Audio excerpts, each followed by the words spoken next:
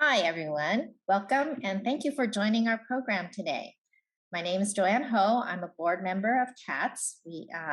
That's short for Contemporary Asian Theater Scene.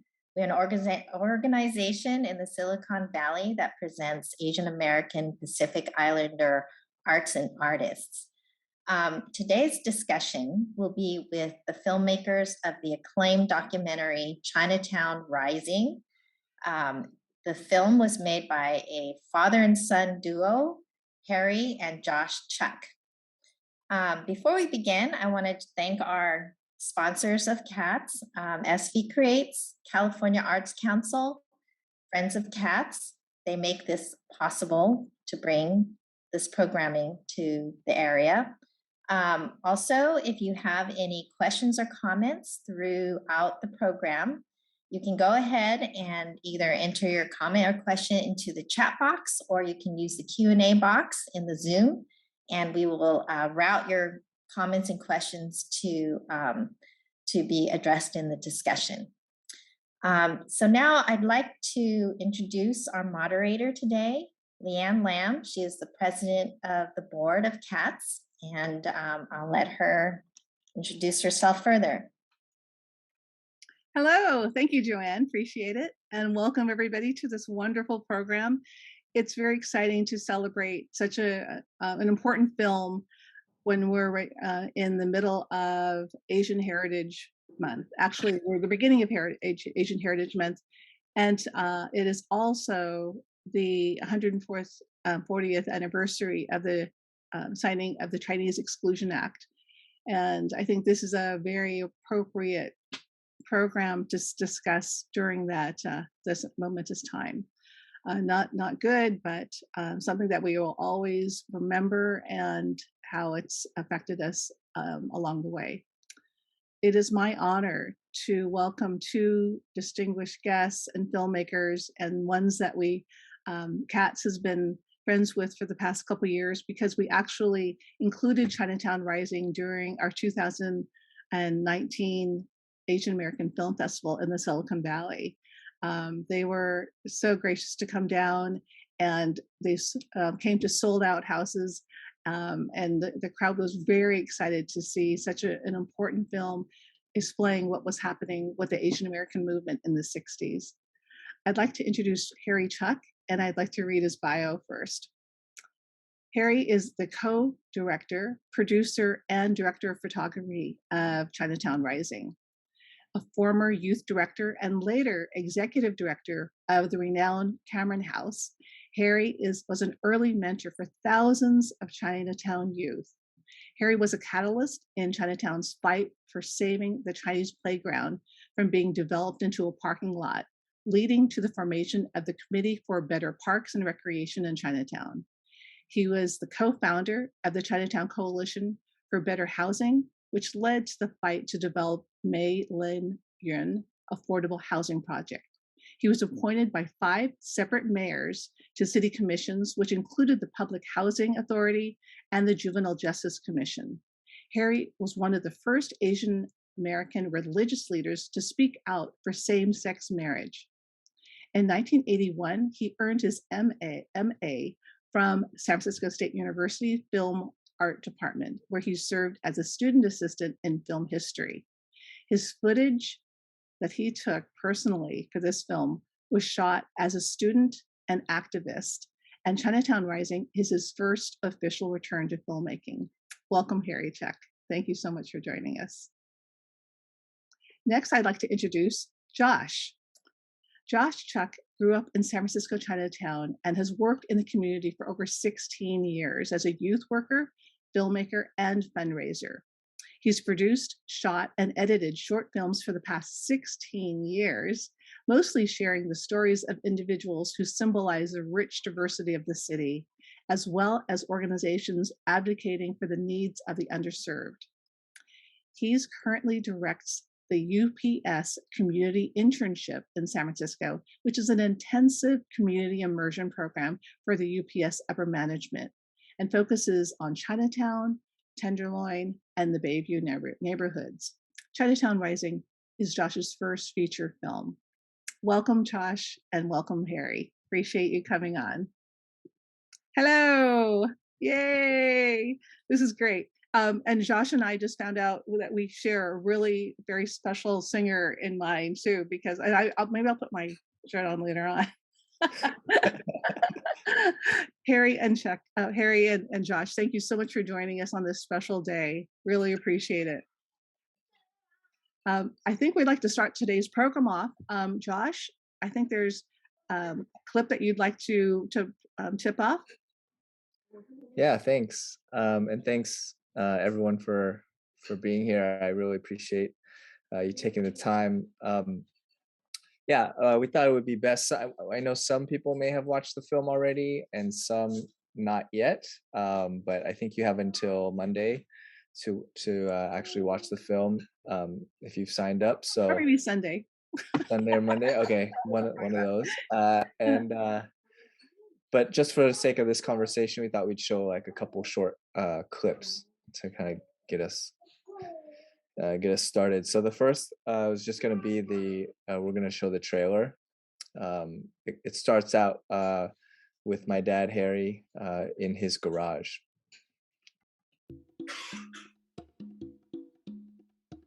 What were you planning to do with all that footage you shot? Well, at one point I had a big film project in mind, and I actually started it. Rarely do the Chinese in San Francisco organize themselves to express an opinion on public issues, but that has changed. I knew Chinatown was different, but I don't know if anyone else really understood. Chinatown at that time did not think they have a problem. So I was the one to say, no, we have a problem. We must bring self-determination to our own community. America is all about fighting the system when it's not right.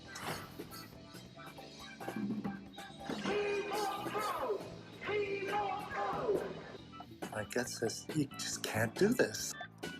This is not right. I don't think really that anybody give a damn. That is the real issue. I didn't think that my films had any lasting consequence that would not change anybody's life.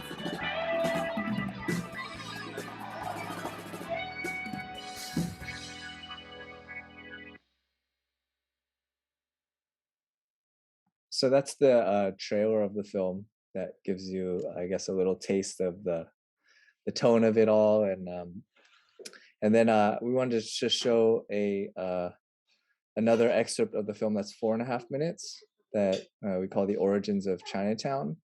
And I was born and raised in Chinatown, San Francisco, and I was born in the late 70s, and not until we did this project did I find out about all the different things that happen in the neighborhood, in my community, and in my family. And so so even the background information of what it was like growing up in Chinatown and all that, for me it was pretty eye-opening. And so this is towards the beginning of the film. We wanted to show you a little bit about what it was like growing up in Chinatown, and to give a little context.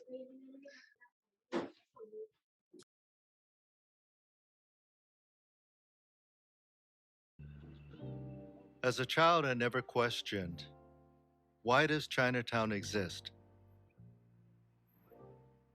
No one ever told me why we lived here and not somewhere else. I had no idea that Chinese people had been lynched and driven from their homes. I didn't know that Chinese weren't permitted to own property or to live in other parts of the city, and how for over 80 years, the U.S. government denied people of Chinese ancestry access to citizenship. Chinatown is an institution created by racism because the white people believed that the Chinese could never be mixed. The exclusion law made it very clear that no Chinese can ever become citizen of the United States because we are perpetual foreigners.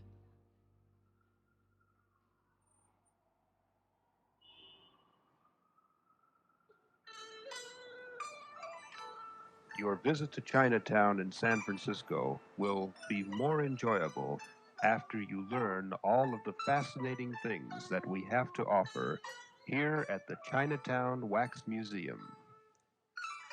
Walk into living history as grand as the Great Wall of China. Back to the days when the Chinese gambling dens flourished, where almost all Chinese would feverishly put their entire life savings on a bet. Learn what a sing-song girl is. Here's a clue. She didn't work in the Glee Club. This way. 1, 2, 3. Very good. I can see you all can count. Okay. Now Chinatown is roughly 12 blocks long and it's 2 blocks wide. Okay, it's bounded by Kearny Street down there and by Stockton Street up there. You can't see it from here, but it's roughly 12 blocks long by 2 blocks wide. Now in the immediate area of 24 square blocks, we have a population of roughly 25,000 people, not 50,000 like your bus drivers there. Okay? Now in the rest, we have the second densest population in the United States. Only Manhattan, New York is denser.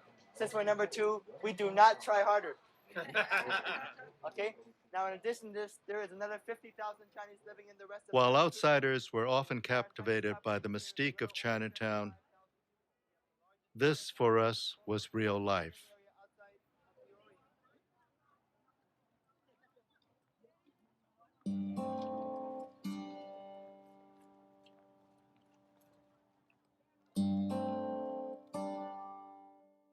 My dad immigrated from Canton, China. Because he was entering the country illegally as a paper son, he had to change his name from Wong to Chuck. The old adage that a child should be seen and not heard best described our relationship.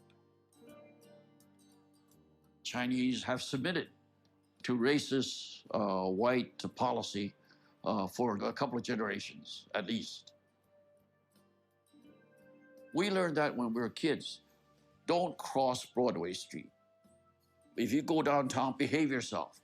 When you're on a streetcar, keep quiet. You learn how to be submissive. My dad said, don't cause trouble. Stay away from white and black people and any others. Just stay away because you're going to get beat up or something like that. So my first day crossing into North Beach, these anti-Chinese, they grabbed me to the fence and they used me for target practice for water balloons.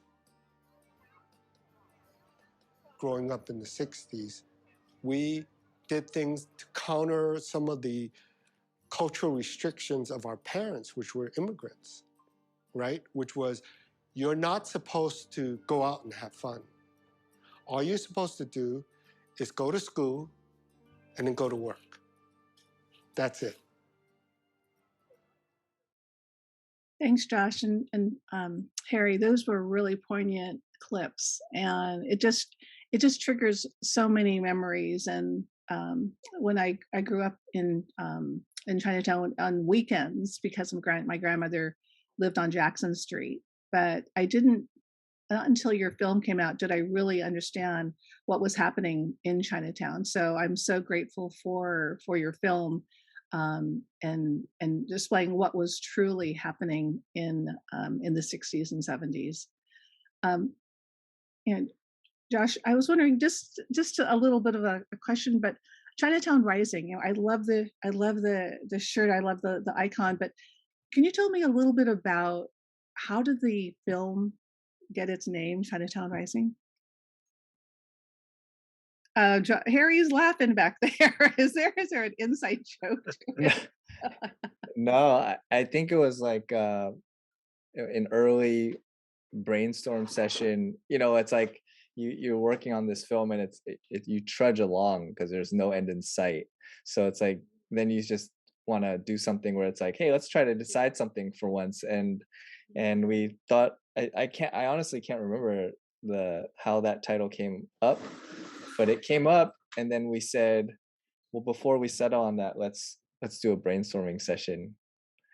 Do you remember that, Dad? And we wrote down all kinds of crazy names and all this stuff, and then yeah, and then we just ended up back at where we started, which was Chinatown Rising. Dad, do you have any other thoughts? No, I was the older member of this film crew, and whenever we had to make decisions, we uh, tried to be democratic and put things to a vote.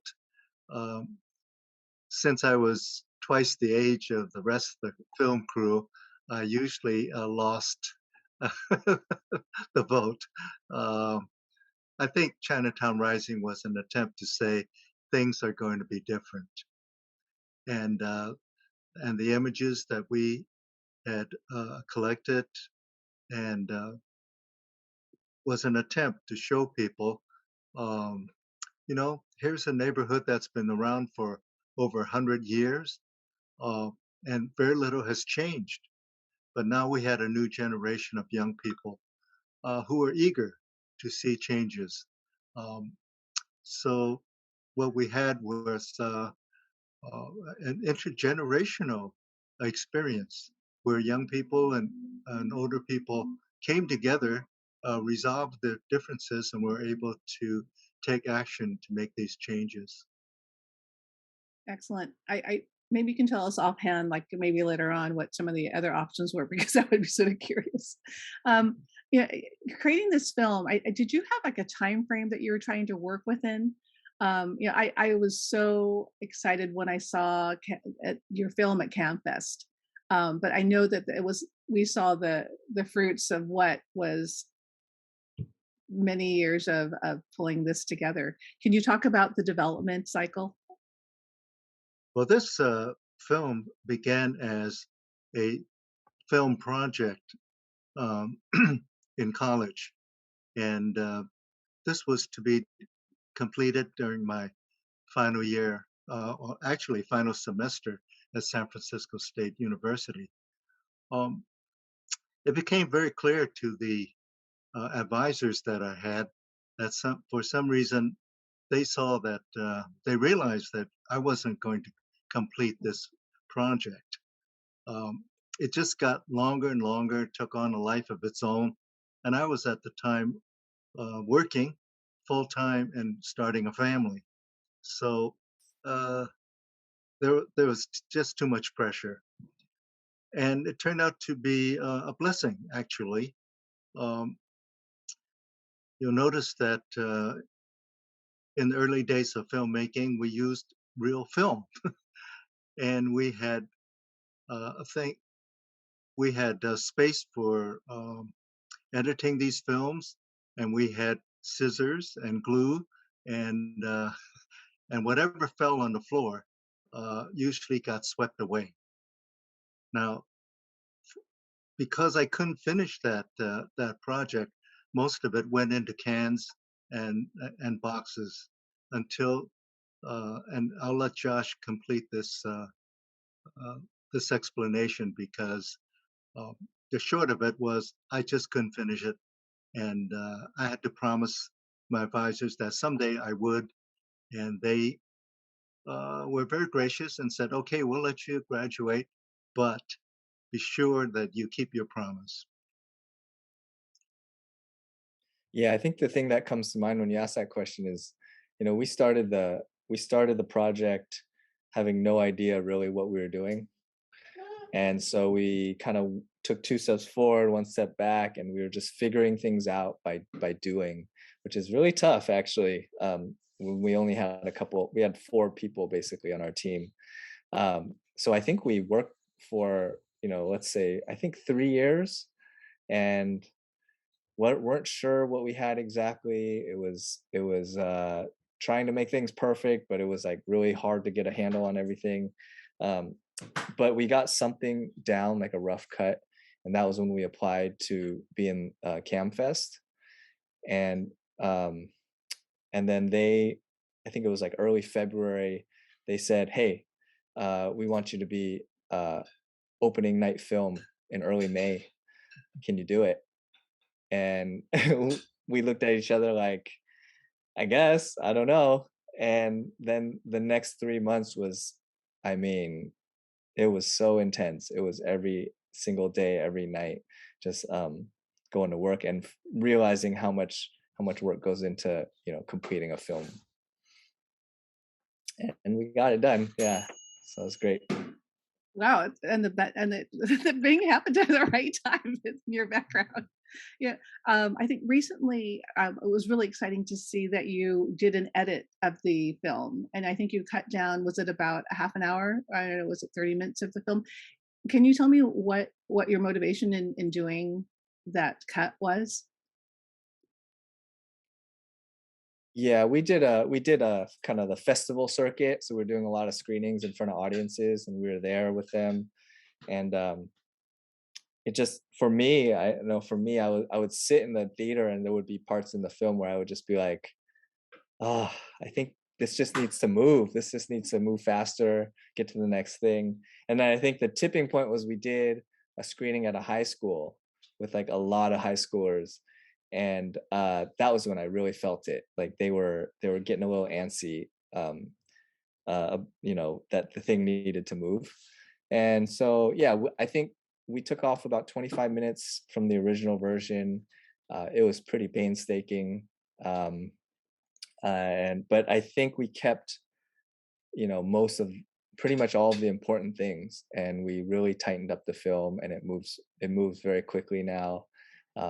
And we were able to kind of take another look at some real details. And now for me, I mean, every second of the film has been thought about, and that feels good because we're not changing it anymore.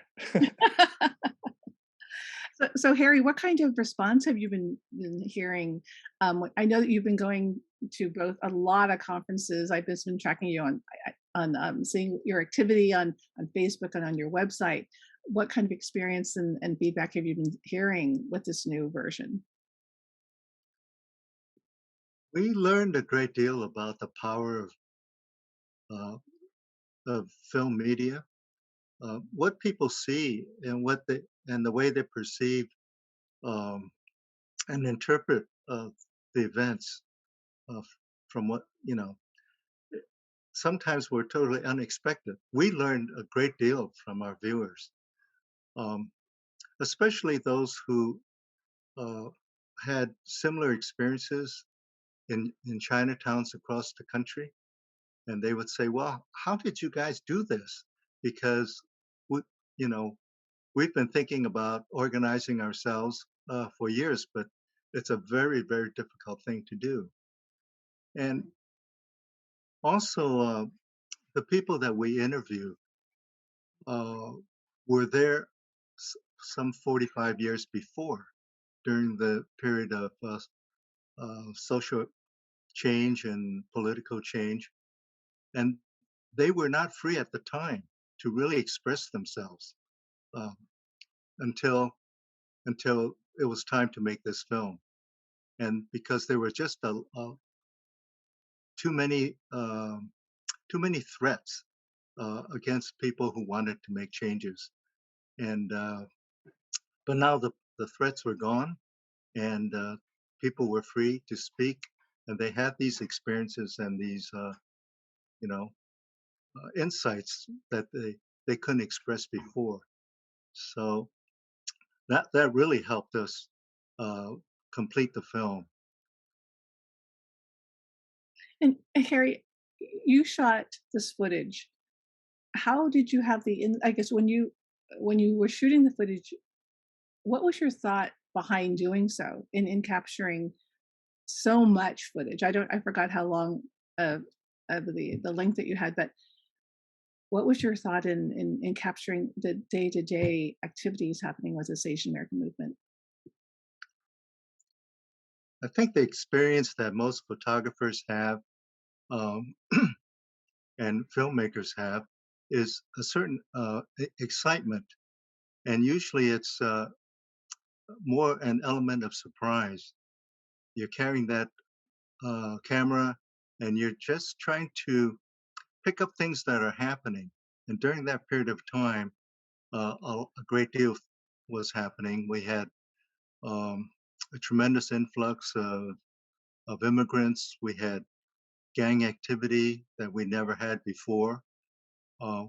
We had young people who going college, to colleges around the Bay Area, and they were beginning to learn things that that they thought were essential for communities, and uh, and if things were ever going to change, they would have to change then. Uh, so the students became the bridge between the communities and the colleges. Um, this had never happened before. That's remarkable. I'm so glad that you had the foresight to know that there was a value in what you were capturing. Um, Josh, for when you went through this footage, what was your impression when you saw the richness of it? Yeah, I think the first thing I noticed was how high quality it was. I mean, it didn't look like it was going to be high quality because it was in old rusted cans. But when we looked at it, and the quality, the clearness, the crispness, and then the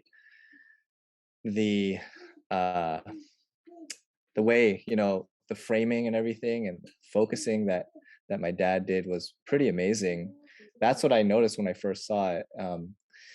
That, and then also he was very, very economical with the film. Like, it would be like a 3-second shot and then cut, and then a 4-second shot and then a 2-second shot. And you could tell it was so rich in that way. So it was very dense, and it had a lot of great high quality shots to it. I didn't know exactly what I was looking at, though. I saw a lot of protests, a lot of street action and things that were so interesting to me, because it's my neighborhood. And to see it 45 years prior is pretty amazing. But it wasn't until I started asking my dad more questions, and then we started doing interviews, that the significance really hit me, how important these stories are. Wonderful. What was it like working with your dad in a filmmaker capacity? I think I heard some chuckles from both of you. I mean, Want to comment? Making a film turned out to be a really, really intense effort, because in a creative venture, it's kind of like there's a million ways you can go every day. I mean, so there's so many decisions to make, and everyone's working hard, and just any kind of effort that's intense like that. Just if you just imagine working with one of your parents for 4 years, doing something like that, it's noticeable, the differences, but I think in the end, those differences were to our advantage. I think everyone brought different strengths to the table, and for me, I learned a lot. I mean, I learned a lot about a leadership style from my dad, and how he had every right to tell us, you guys have no experience, you don't know what you're doing, you have so many less years than me, but he never did that. He always made sure he listened to the team, and that taught me a lot. Harry, would you like to comment on what it was like to work with Josh? It's pretty simple. I'm over 40 years older than Josh, and so you might categorize me as old school. And when it came to the working with the new technologies, and the digital age, I mean, it was truly, it would have been totally impossible for me to complete that film. Even with all the film that I had, I just didn't have the wherewithal to do it. What would take them seconds to complete would take me hours. And once you cut into the original film, it was gone. So this way, we never lost any of the footage, and we were able to experiment and look at different, consider different approaches to the editing. I think we're still learning, even after watching it hundreds of times.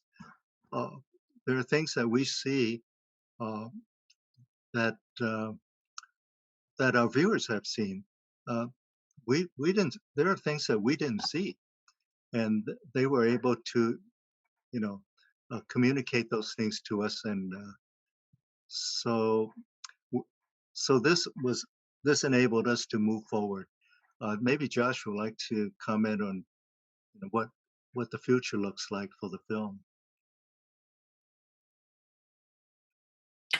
Is that my cue, I guess? Yeah. Yes, it is. Yeah, I mean, and Joanne asked in the chat, asked a question about like, has the film achieved the purposes we hope for? And for me, my purpose when we started the project was to help my dad finish a project that I knew I could help with.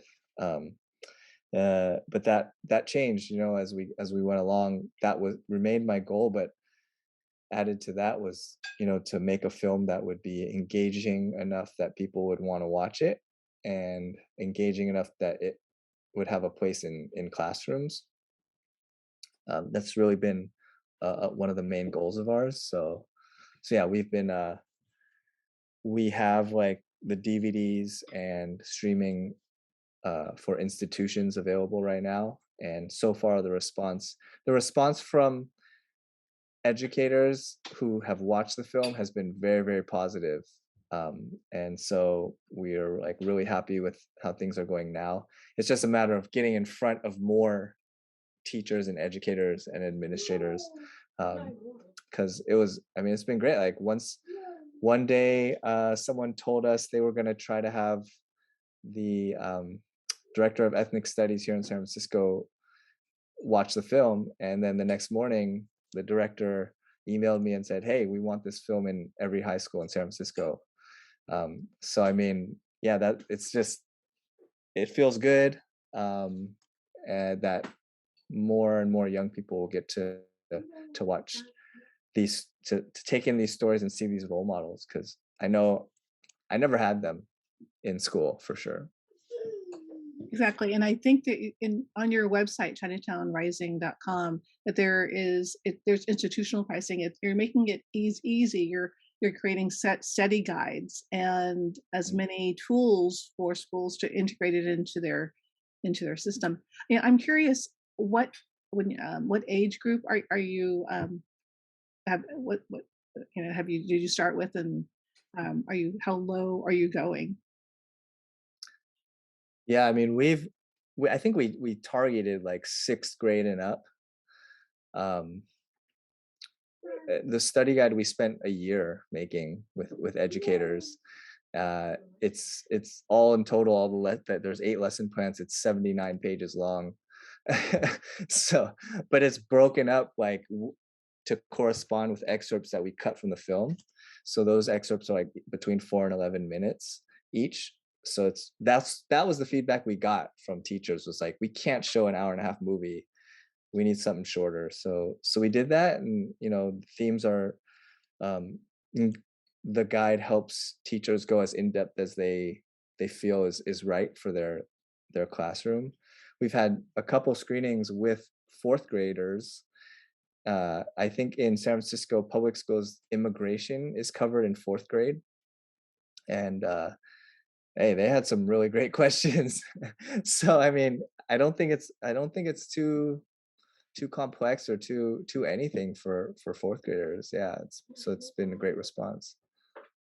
Oh, that's wonderful. I wish I had this film, but now that we have the opportunity, we can really empower a lot of anyone, our friends, relatives, and other educators and activists, to ensure that they understand what our history is.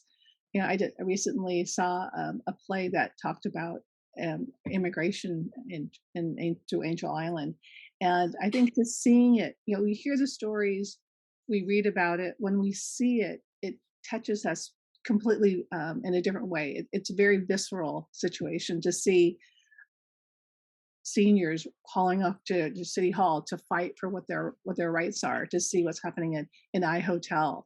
I walked by that when we were kids, and I had no idea what was happening, but just the tragedy of what that became was very, very evident. But it was so interesting to see that. Yeah, right now, can you talk about Harry?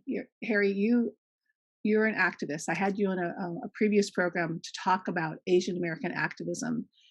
How do you see yourself as an activist right now? That I think activism grows out of one's personal search for identity. You know, I grew up thinking that someday I would be like John Wayne uh, or Roy Rogers or someone like that. But that wasn't very realistic. And so that was probably a lifelong, has been a lifelong kind of journey for me. How do you really assimilate as a person of color in a country like the United States, and especially today with so many issues around racism and hostilities towards uh, people of color? We're really caught up in something very critical, very important, um, and so this I guess you can call it a celebration uh, of the 140th year or anniversary of the Exclusion Act. It makes us think, forces us to go back and see where our place was and continues to be in history. We are a product of that history, and I think the film in its has has the potential to help people kind of look back, take a hard look, and with the images that we provide, um, accept the fact that certain things really happened and continue to happen, that and that we can be agents of change. Um, and now I think that the real challenge now is where is where will our younger generation be when it's time to step up and provide leadership and and commitment to that effort. And I think they're there. Um, it's it's just being mindful of that, and hopefully it starts in the classroom and in the home. Thank you, Harry. Josh, can you talk about? I think throughout the film there is a lot of solidarity with other BIPOC folks. Whether it be student state protests at San Francisco State, with the I Hotel, there is a lot of solidarity with African Americans. Can you talk about that for a minute? Yeah, I mean, my dad and several of the interviewees really wanted to make sure we included like those examples of solidarity. It was really important to them, and it wasn't until later that I kind of realized why.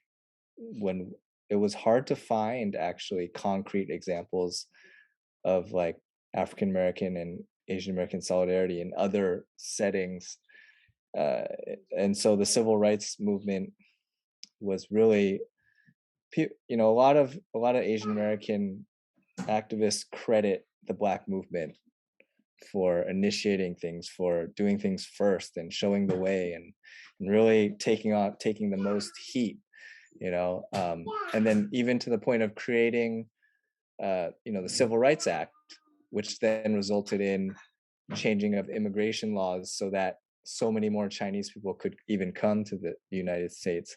So I mean, there's definitely, in the film, we wanted to make sure that we we showed those examples of solidarity. And as everyone knows, I think currently it's a lot of people are kind of figuring out or deciding like what they believe and what needs to happen. um it's hard. It's sometimes it can be hard. I mean, I have that challenge all the time of like trying to think we need to stick together, people of color. um because there's clearly, in our country, there's been two sides. The side that's been in power is white, and the side that has not held power is non-white. And so, the best thing for the people in power is for the people of color to be fighting amongst themselves, right? And that's on a macro level, and I think a lot of us can agree on that. But in our day-to-day, we have to find ways. I mean, we have to find ways to really express that and live that. Thank you, Josh. Appreciate that. We learned so many lessons. I guess that's maybe one of the lessons that we can take away from Chinatown Rising. That it's a collectiveness that is going to make the change. We don't do this by ourselves. Are there other lessons that we should gather from the film? Harry or Chuck? Harry, I'm sorry, or Josh. Well, I think that maybe it's a matter of aging on my part, but I have a greater appreciation for those who preceded us, and especially grandparents and parents who came to this country just seeking opportunities for a better life, but having to make a lot of sacrifices. It's difficult for our younger generations to develop any sense of patience sometimes. We like to see things change right away. We like to have certain things happen. But then that wasn't the case for our predecessors. They had to, take the high road, especially when things weren't going very well. And when you live in Chinatown all your life, 24 square blocks, uh, that uh, that that that's tough. You think you're going to be born there, you're going to live there, you're going to raise a family there, you work there, and then you die there. Uh, and I don't think that um, young people think that way anymore. And I think we saw a social and political revolution in Chinatown. Uh, and for some communities across the country, uh, that gives them a sign of hope that it can be done. Excellent. Thank you, Harry. One of the things that that contemporary Asian theater scene thought would be important is to recognize people that are Asian American and amazing. I'd like to ask Josh, who is your Asian American amazing person? Oh man, I'm happy to say there's a lot of choices these days. I mean, there's a lot of people in my life who are just doing amazing things. And then there's people like celebrities or things like that who are also doing good things too. So I'm just gonna go with I would say oh, That's the future speaking. There's one right there. Okay. I don't know. Jeremy Lin. That's my guy. And why is that? I mean, he's it doesn't seem like he's ever changed. You know, from when he was struggling and about to be, you know, not accomplish any, you know, his goals. He seems like the same person after he had a huge amount of success, a huge amount of money, and now that he's not, um, you know, in the NBA anymore, he's been doing a lot of great work for the community. And to me, it's like that's stuff he doesn't have to do at all, you know. Um, so the fact that he's still doing it and he's so down to earth, like I've listened to a lot of interviews of his, um, you know, that just hits me because I grew up playing basketball, and the idea of an Asian American basketball player was a joke. I mean, that literally would be a joke me and my friends would all laugh at. And then here comes a guy from the Bay Area. Looks like he could just be one of our buddies. And he makes it, and he makes it huge. And so like that, just he has like a spot in my heart for breaking that barrier. Yeah. Awesome. Yeah, Josh, I think you and your crew, I mean yourself and Anson and James and Justin, it's like you're just a genuine like pretty awesome A team. You guys are the Asian American amazing folks as well, because you lift everybody up and share your great stories, and you're just awesome people and a lot of heart. So yeah. um, uh, Harry, did you want to comment on that? Who is your Asian American amazing person? Would you like to share? Well, you know, the whenever I was asked to participate as a commissioner in the city, uh, you know, it put me into a whole different arena of involvement, and I began to see uh, more and more persons of color, especially from the Asian community, uh, stepping up and entering the political arena, and not so much for themselves, but to represent a community and to be able to uh, become a decision maker, which would impact the lives of those in his community. And what I really admire are those people who never leave the community, those who are, because whatever happens to the people in our neighborhoods um, also happens to us when we become a part of that. And someone has uh, expressed this by calling it the Affinity Neighborhood, that we have the wherewithal to make those changes and to stand by them, and to you know, and to live with respect and dignity. So I really admire someone like the former mayor Ed Lee, who died on the job. Uh, I knew Ed personally, and what it meant to make that sacrifice for him and his family. Um, So anyone who steps into that political arena uh, ultimately makes a great many sacrifices. Thank you so much, Harry.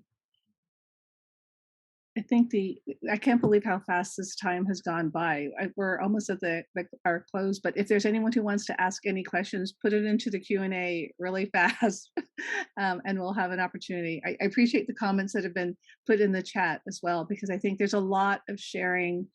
There's a lot of value in sharing our stories, sharing our experiences, so that we can all learn and move forward. So thank you so much, Josh. Thank you so much, Harry, for your time and your wisdom. It's invaluable, and seeing this film and giving everyone the opportunity to see this film has been a real gift. So thank you so much. Thank you. Thank you. Yeah, appreciate. Joanne, would you like to come back on and say hello? Oh, thanks, Leanne, Josh, and Harry for such a insightful discussion. There's so much history in Chinatown that I never knew about. I grew up in the South Bay. My memory of Chinatown was going every month to get Chinese groceries because there was nothing down here. And then also after Chinese New Year parade, we would go and gather all of the unpopped firecrackers and bring them home. Yeah. And my brother would set them off and blow things up. But it was our tradition every year we go get those firecrackers. But yeah, this history is so interesting, and it's great that the kids are learning about it, because I never knew all of this that went on. And I was growing up in the 70s, born in the 60s. So, and I think it's great that this film is out there to the young kids. Also, I want to say what a blessing it is that Harry has a son that is following in his footsteps and is showing interest. And also for Josh, it's a blessing that you get to see the films, the footage from your dad is almost like seeing through his eyes 45 years ago. I mean, it's such a lucky thing to be able to do. I think to be actually, it's like you're looking through his eyes, right? So thank you so much for coming on our program today and your discussions. I've thoroughly enjoyed it, and I think I'm gonna go back and watch the movie again, because I think I watched it a while ago. I'm gonna go back and watch it again. So for everyone out there who hasn't seen it yet, they have till Sunday, I believe, to stream it. It's for free.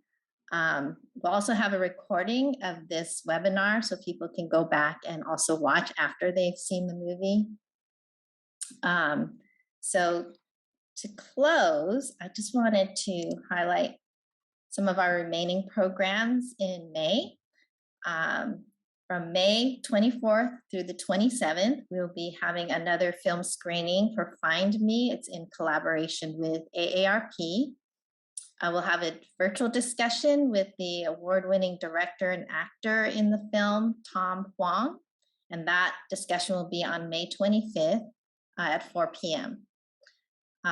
Also in May, we have on the 21st, it's a Saturday at noon, we'll have a book discussion with a second-generation Filipino-American, Kenneth Tan, on his new illustration and narrative book, which he created with his grandmother about her life.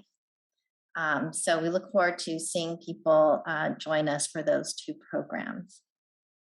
So I think with that, we can conclude our program for today.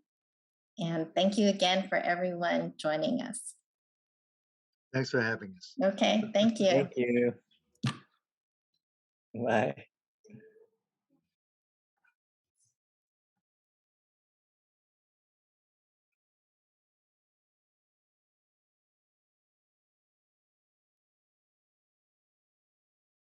Okay. Thank you so much, Harry. That was absolutely fabulous. I don't know if anyone wants to come in from the audience, or you can if you'd like and say hi to Harry.